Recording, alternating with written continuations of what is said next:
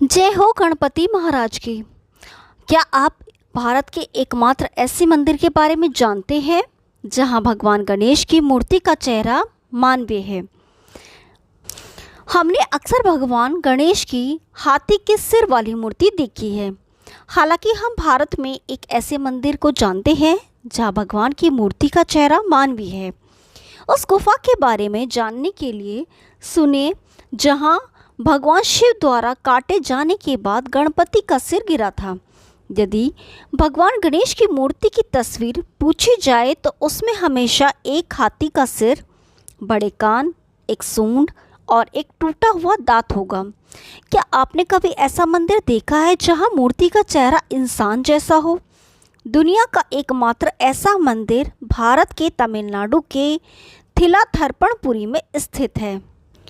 राज्य के कुथानूर शहर से कुछ किलोमीटर की दूरी पर आदि विनायगर मंदिर दुनिया भर में प्रसिद्ध है। ऐसा माना जाता है कि मूर्ति में एक मानवीय चेहरा है जो हाथी के सिर से बदलने से पहले गणपति का मूल चेहरा था।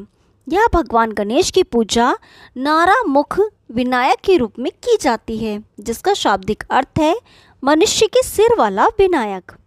इस मूर्ति को ग्रेनाइट का उपयोग करके बनाया गया था।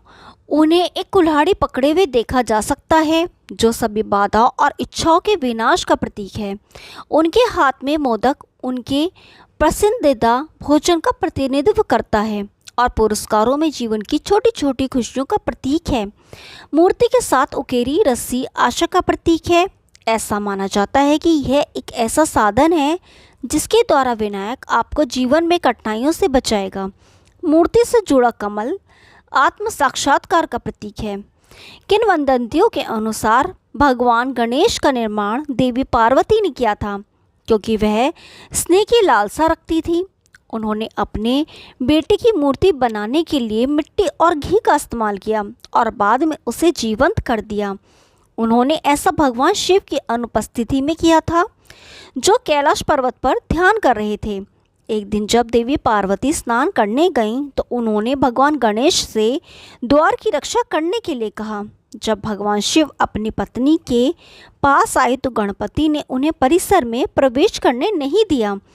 क्रोधित शिव ने उनका सिर काट दिया। जब देवी पार्वती ने उन्हें अपनी गलती का एहसास कराया तो देवी देवताओं ने एकत्रित होकर मानव चेहरे के स्थान पर हाथी का सिर लगाने का सुझाव दिया।